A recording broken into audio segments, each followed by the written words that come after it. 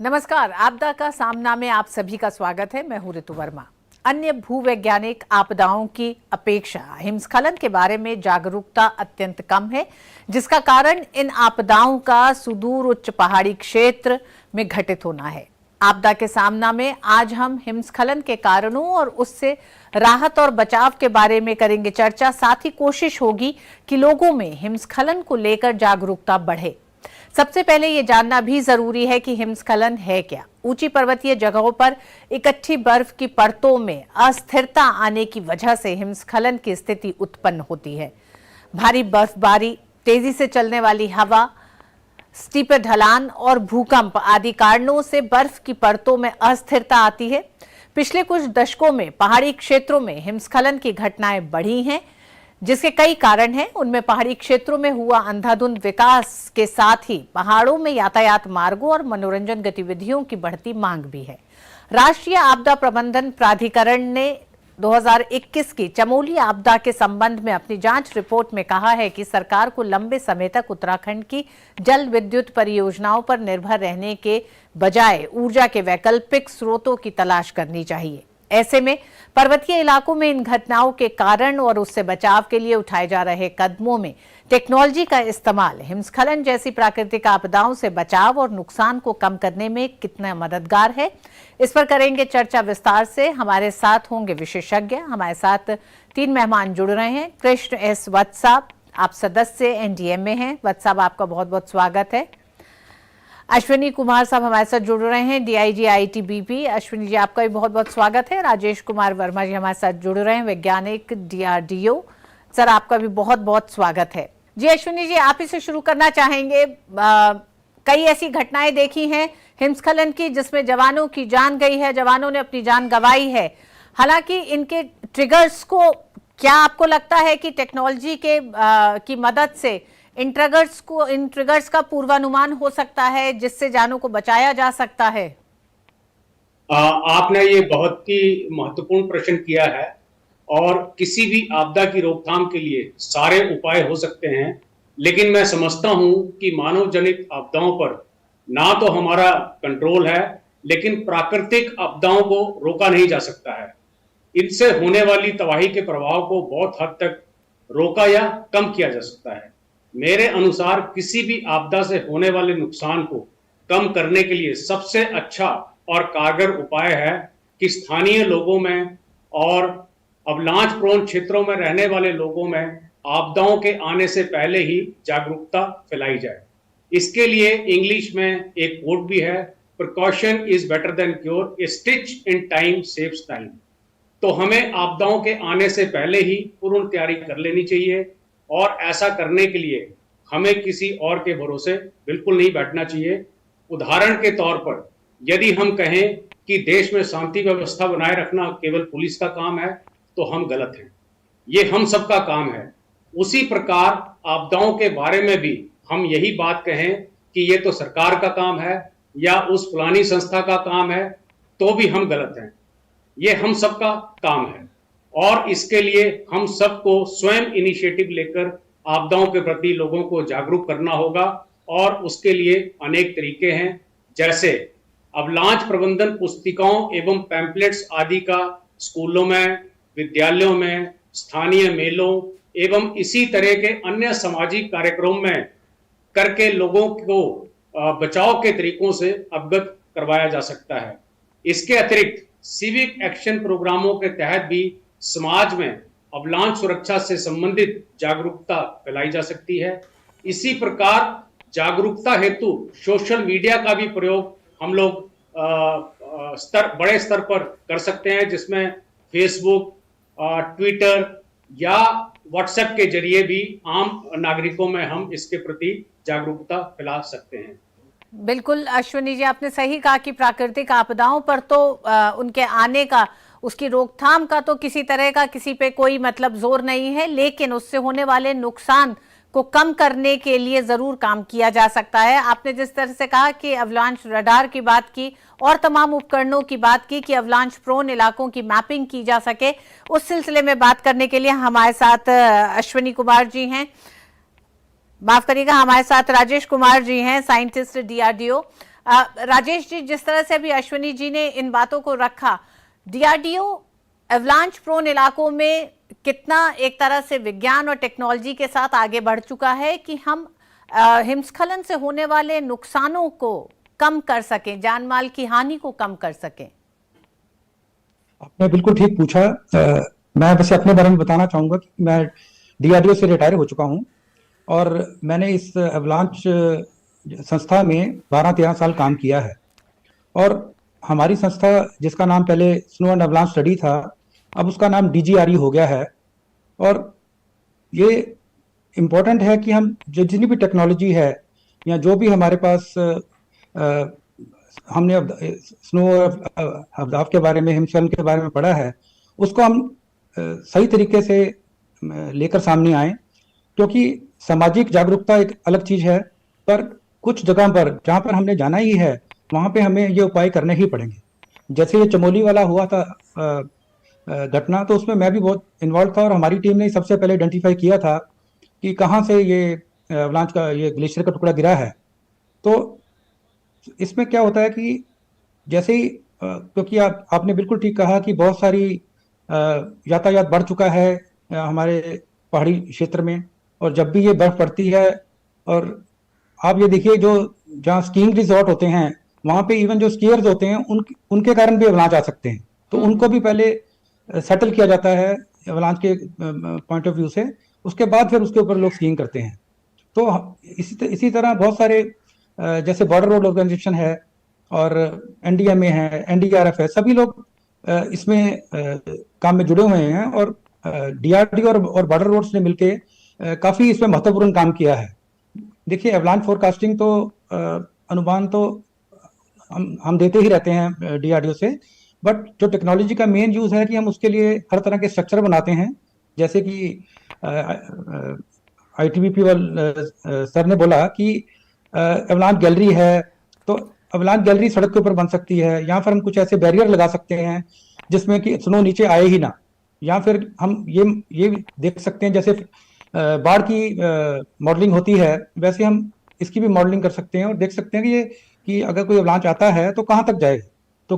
तो उस एरिया को हम अवॉइड करके दूसरे एरिया में हम अपना मकान बना सकते हैं या सड़क बना सकते हैं। तो टेक्नोलॉजी बहुत आगे बढ़ चुकी है। और आप एवलांच रडार भी लेटेस्ट है इसमें जो उन्होंने बोला। और पर यह है कि अवेयरनेस मेरे हिसाब से बहुत जरूरी है, क्योंकि हमें लगता है कि बर्फ पड़ी हुई है और कुछ नहीं होगा, और अब जब अवलांच आता है तो वो आपको मौका नहीं देता, कुछ सेकंड में ही सब कुछ तहस-नहस हो जाता है। जी, हमारे साथ एनडीएमए सदस्य कृष्ण वत्स साहब भी हैं। वत्स साहब, सबसे पहले तो जानना चाहेंगे, एक तरह से 3 संस्थाएं हमारे इस मंच पे मौजूद हैं। आईटीबीपी से डीआईजी साहब हैं, डीआरडीओ भी हमारे साथ, या ऐसी संस्था हमारे साथ है जो अवलांच की मैपिंग से लेकर तमाम उन उपकरणों को उपलब्ध कराती है जिसमें अवलांच रडार भी है, कि उसका पूर्वानुमान न लगाया जा सके लेकिन नुकसान को कैसे कम किया जा सकता है, इलाके में जो नुकसान हो उस पर कैसे काम किया जा सकता है। हम आपसे ये जानना चाहेंगे कि एनडीएमए इन तमाम संस्थाओं के साथ किस तरह से खासकर हिमस्खलन को लेकर आगे बढ़ रहा है, क्योंकि हाल की जो घटनाएं रही हैं और खासकर चमोली में भी जो घटना हुई उसने जो नुकसान किया है वो ये बताता है कि इस पर अब बहुत तेजी से काम करने की जरूरत है। एनडीएमए इस तरह की सारी घटनाओं का विस्तार से अध्ययन करती है और इस पर अपनी राय बनाती है, और इसके इन सारे घटनाओं के, इन सारे हैजर्ड्स के शमन के लिए, मिटिगेशन के लिए क्या आवश्यक उपाय योजना करनी चाहिए, इसकी भी एक रूपरेखा तैयार करती है। चमोली के बाद, जो चमोली में जो दुर्घटना हुई थी, उसके बाद एनडीएमए ने एक उस पर विस्तृत रिपोर्ट प्रकाशित की है। उस पर ढेर सारे जो स्टेप्स लेने हैं उसके बारे में भी कार्रवाई हुई है। सारी जो संस्थाएं हैं जो इस क्षेत्र में काम करती हैं, उनके साथ एनडीएमए बहुत जुड़कर काम करती है।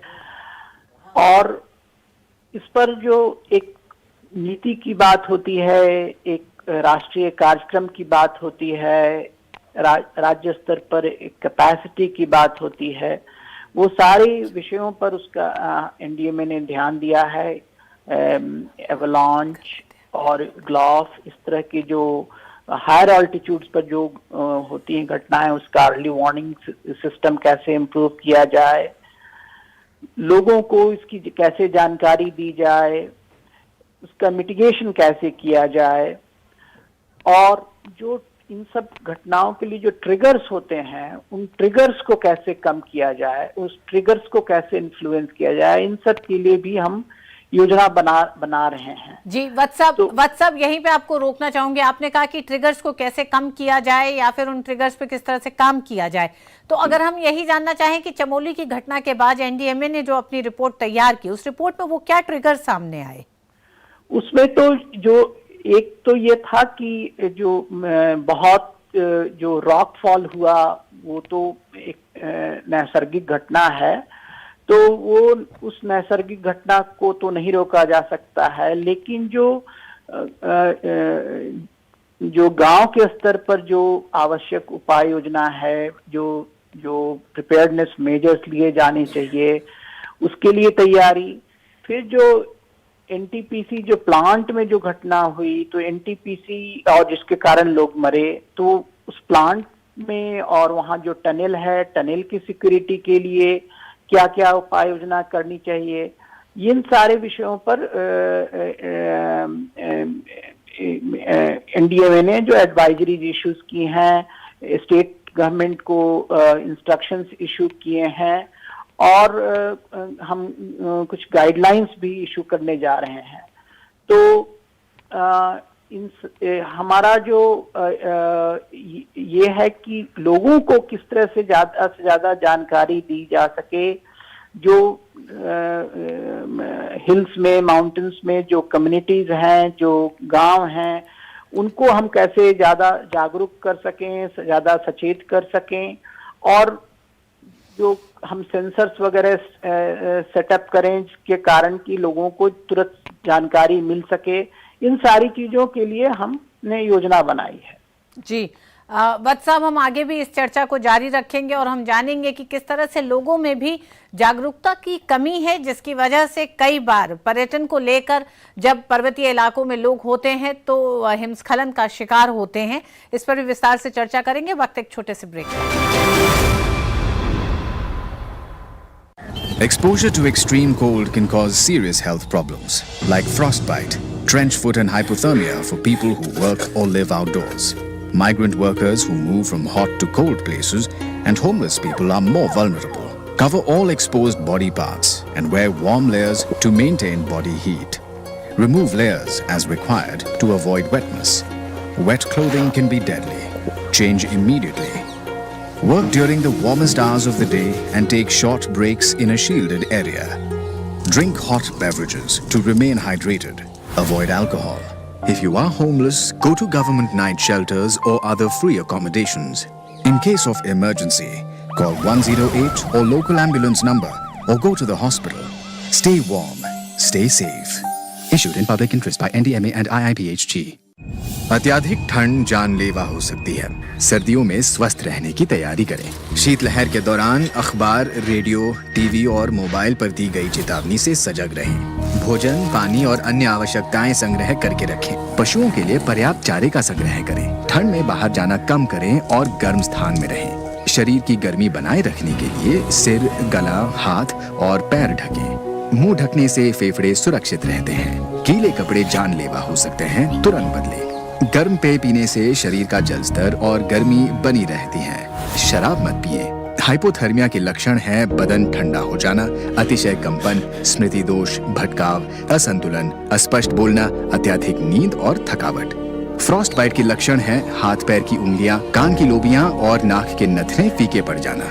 अगर ये लक्षण है तुरंत 108 या स्थानीय एम्बुलेंस नंबर पर फोन करें या अस्पताल जाएं। सावधान रहें, सुरक्षित रहें। एनडीएमए एवं आईआईपीएचजी द्वारा जनहित में जारी। एक बार फिर आप सभी का स्वागत है आपदा का सामना में। आज हम बात कर रहे हैं हिमस्खलन की प्राकृतिक घटनाओं पर किस तरह से उससे सुरक्षा, तैयारी और बचाव किया जा सकता है। हमारे साथ 3 मेहमान जुड़े हुए हैं।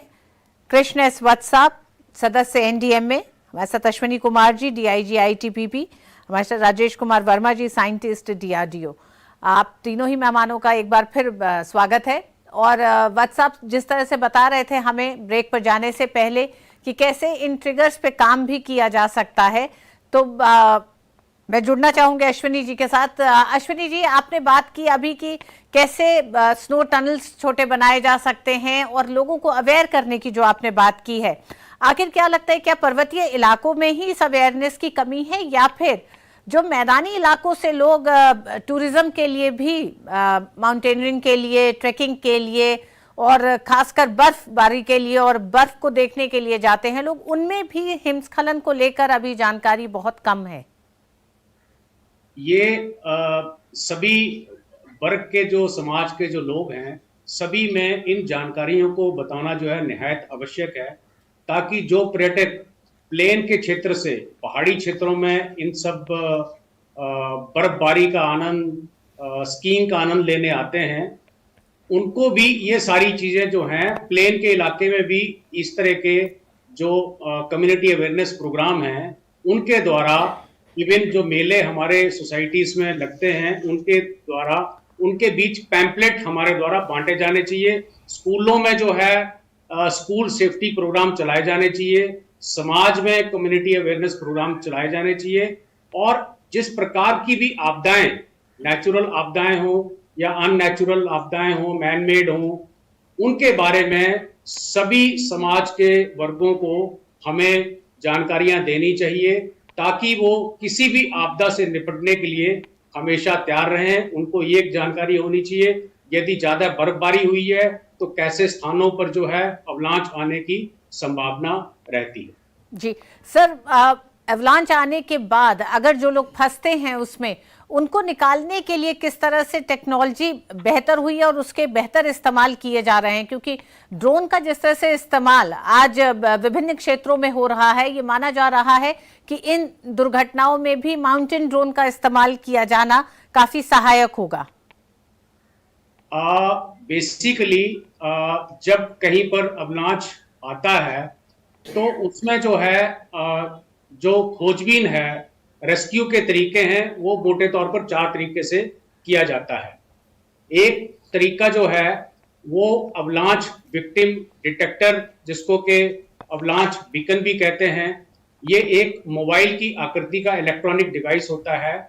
इसे जो प्रत्येक कर्मी होता है, यदि वो उस अवलांच प्रोन एरिया में है, जा रहा है, यदि उसने उसको पहना हुआ है और उसको ऑन करके रखा हुआ है, और जो रेस्क्यू पार्टी उनकी मदद के लिए आती है, उनके पास भी उस तरह का कोई डिवाइस हो, तो उसमें से रेडियो वेव्स जो हैं, वो रेडियो वेव्स का एमिशन होता है। तो रेस्क्यू पार्टी जो है वो उनके बारे में जानकारी जता सकती है, और उसकी जो रेंज होती है वो 70 मीटर के लगभग होती है। तो 70 मीटर की रेंज में यदि कोई विक्टिम फंसा हुआ है तो उसकी लोकेशन का वो पता लगा सकते हैं इस इंस्ट्रूमेंट के जरिए। ये इंस्ट्रूमेंट जो है 15 मीटर गहराई तक किसी भी विक्टिम को लोकेट कर सकता है। इसके अतिरिक्त कैनाइन सर्च, यदि हम कुत्तों को सिखलाई दें तो कुत्ते भी इस सर्च ऑपरेशन में हमारी मदद कर सकते हैं और विक्टिम को खोज सकते हैं। इसके अतिरिक्त अवलांच रॉड का भी इस सर्च में इस्तेमाल किया जाता है, परंतु इसका एक डिसएडवांटेज ये रहता है कि जो अवलांच रॉड होती है, इसको प्रॉप करते समय यदि किसी विक्टिम के वाइटल ऑर्गन में ये चली जाए तो वो उसको नुकसान भी पहुंचा सकती है।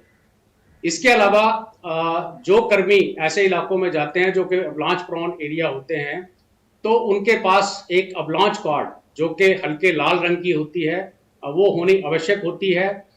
इसकी जो लंबाई होती है वो 20 से 25 मीटर के लगभग होती है, और इसको पार करते समय इसको बेल्ट पर या हाथ पर बांधा जा सकता है जी। और इसमें हर 3 मीटर के बाद एक स्टील का एरो होता है, और जब हम इसको बांधते हैं तो एरो की डायरेक्शन हमारी तरफ होने चाहिए। यदि कोई जवान अवलांच में फंस जाता है तो अवलांच कॉर्ड को ऊपर उछाल देता है।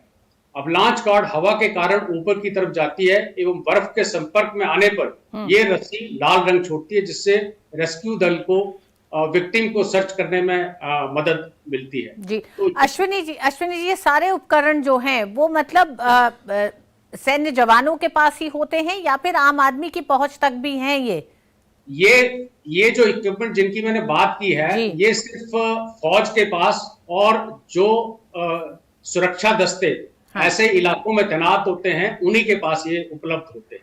जी जी जी। वक्त एक छोटे से ब्रेक का है और ब्रेक के बाद ये भी बात करेंगे कि किस तरह से आने वाले समय में लोगों में जागरूकता हिमस्खलन को लेकर फैलाने के लिए काम करने की जरूरत है। अत्याधिक ठंड जानलेवा हो सकती है। सर्दियों में स्वस्थ रहने की तैयारी करें। शीतलहर के दौरान अखबार, रेडियो, टीवी और मोबाइल पर दी गई चेतावनी से सजग रहें।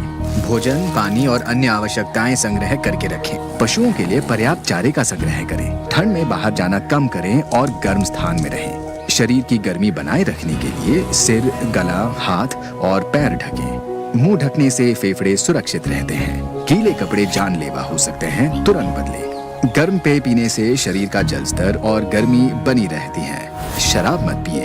हाइपोथर्मिया के लक्षण हैं बदन ठंडा हो जाना, अतिशय कंपन, स्मृति दोष, भटकाव, असंतुलन, अस्पष्ट बोलना, अत्यधिक नींद और थकावट। फ्रॉस्ट बाइट के लक्षण हैं हाथ पैर की उंगलियां, कान की लोबियां और नाक के नथने फीके पड़ जाना। अगर ये लक्षण हैं, तुरंत 108 या स्थानीय एम्बुलेंस नंबर पर फोन करें या अस्पताल जाएं। सावधान रहें, सुरक्षित रहें। NDMA एवं IIPHG द्वारा जनहित में जारी। Exposure to extreme cold can cause serious health problems like frostbite, trench foot and hypothermia for people who work or live outdoors. Migrant workers who move from hot to cold places and homeless people are more vulnerable. Cover all exposed body parts and wear warm layers to maintain body heat. Remove layers as required to avoid wetness. Wet clothing can be deadly. Change immediately. Work during the warmest hours of the day and take short breaks in a shielded area. Drink hot beverages to remain hydrated. Avoid alcohol. If you are homeless, go to government night shelters or other free accommodations. In case of emergency, call 108 or local ambulance number or go to the hospital. Stay warm. Stay safe. Issued in public interest by NDMA and IIPHG. एक बार फिर आप सभी का स्वागत है आपदा के सामना कार्यक्रम में। हमारे साथ 3 मेहमान जुड़े हुए हैं। हमारे साथ व्हाट्सएप भी जुड़े हुए हैं। व्हाट्सएप जिस तरह से हम बात कर रहे थे कि लोगों में ज्यादा से ज्यादा जागरूकता हिमस्खलन को लेकर, खासकर उन इलाकों में जो एवलांच प्रोन हैं, तो किस तरह से NDMA उस पर आगे बढ़ रहा है?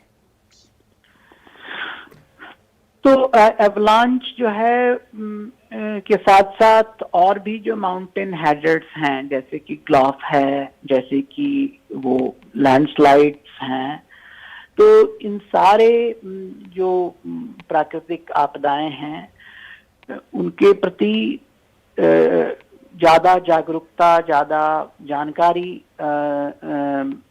फैलाने का दायित्व जिला प्रशासन, राज्य प्रशासन और केंद्रीय शासन का है। इसके लिए हम कई स्तरों पर हम काम कर रहे हैं। एक तो कि हम अर्ली वार्निंग सिस्टम को इम्प्रूव करें और दूसरा कि कम्युनिटी लेवल पर एक community level disaster management programme करें जिसके तहत लोगों का प्रिपेयर्डनेस बढ़ाया जाए। तीसरा कि हम कुछ लोकल लेवल पर वॉलंटियर्स तैयार करें, उनको ट्रेनिंग दें। NDMA ने आपदा मित्र का कार्यक्रम शुरू किया है जिसके तहत समुदाय के लोगों को प्रशिक्षित किया जा रहा है और जहां ऐसी घटनाएं घटती हैं वहां उनको भेजा जा सकता है। और चौथा कि हम ये घटनाएं अब ज्यादा हो सकती हैं क्योंकि एक्सट्रीम रेनफॉल इवेंट्स बढ़ रहे हैं और जब भी इस तरह का एक्सट्रीम रेनफॉल इवेंट्स होगा तो लोगों को इसके बारे में ज्यादा जागरूक, ज्यादा सचेत रहने की आवश्यकता है जी। तो इसके लिए हम जागरूकता कार्यक्रम भी ले रहे हैं और जहां लोगों को प्रशिक्षण भी दे रहे हैं लेकिन एक साथ इसके साथ साथ हम मिटिगेशन के भी प्रोग्राम्स हम ले रहे हैं। ग्लॉफ के लिए हम पूरे जहां जहां ग्लॉफ की संभावना है वहां भी हम सारे ग्लेशियर्स को मॉनिटर करने का एक कार्यक्रम ले रहे हैं जी। तो हमारा ये प्रयास रहेगा कि जलवायु परिवर्तन के परिप्रेक्ष्य में जो यह इस तरह की जो आपदाएं हैं बढ़ रही हैं, उसके लिए हम आवश्यक कदम हर क्षेत्र में लें और लोगों को इसके बारे में हम सचेत करें, लोगों तक इसकी जानकारी पहुंचाएं और लोगों को हम थोड़ा अर्ली वार्निंग भी दें और प्रिपेयर्डनेस के लिए कुछ इक्विपमेंट वगैरह भी दें। तो इन सारे स्तरों पर हम अगले कुछ वर्षों में हम अभी कर रहे हैं और अगले कुछ वर्षों में और भी काम करेंगे। जी राजेश जी, आपसे जानना चाहेंगे, इस मौसम को ध्यान में रखते हुए हिमस्खलन की घटनाएं ना हो या फिर उसमें कम से कम हानि हो, उसको ध्यान में रखते हुए आपकी संस्था किस तरह से काम कर रही है? जैसा कि वत्स साहब ने कहा कि अवेयरनेस तो डेफिनेटली इंडिया में बहुत लार्ज स्केल पे कर रहा है और जो हमारी संस्था है जैसे DRDO और बॉर्डर रोड्स के साथ मिलके वो उन स्ट्रक्चर्स या उन टेक्निक्स को डेवलप करती है जो कि आसानी से ऐसी जगह लग सकें और उससे उदाव आने का खतरा हो ही नहीं। जैसे मान लीजिए एक सड़क पे मैंने जाना ही है और मुझे मालूम है कि इस सड़क के ऊपर 4 या 5 एवलांच आते हैं हर साल, तो उनको मैं देख सकता हूँ कि यहाँ पर कौन सा किस तरह का मतलब स्ट्रक्चर मैं बना सकता हूँ। क्या मुझे कुछ एवलांच स्नो ब्रिज लगाने हैं या मुझे गैलरी बनानी है या मुझे उसको राजेश जी, क्या चमोली की घटना में जो नुकसान हुआ उस नुकसान को कम किया जा सकता था? अगर कम किया जा सकता था तो आने वाली कोई ऐसी घटना होगी तो हम ये मानेंगे कि अब नुकसान कम होगा? नहीं, आपने एक्चुअली चमोली की जो घटना है वो बिल्कुल ही मतलब अचानक हुई, क्योंकि ऐसे ग्लेशियर से टूट के नीचे आना एक बड़ी अचानक सी घटना है जो कि बहुत कम होती है। तो ये इसका कारण जलवायु परिवर्तन भी हो सकता है या हमारे हिमालय जो हैं अभी यंग हैं उनमें चेंजेस आ रहे हैं, उसकी वजह से भी हो सकता है। बट ये है कि अगर हमारे पास कुछ अर्ली वार्निंग सिस्टम हो, जैसे बस साहब ने कहा, या फिर नीचे कुछ मॉनिटरिंग का हो कि लेवल बढ़ रहा है पानी वानी का, तो उसकी वजह से डैमेज डेफिनेटली कम किया जा सकता है। बहुत बहुत शुक्रिया आप तीनों ही मेहमानों का और हिमस्खलन जैसे इस मसले पर विस्तार से बात करने के लिए, क्योंकि आप तीनों ही संस्थाएं ऐसी रहीं जो इसमें होने वाले नुकसान को कम करने में अपनी अपनी भूमिका निभाती हैं। बहुत बहुत धन्यवाद और आपदा का सामना के आज के इस अंक में बस इतना ही। नमस्कार।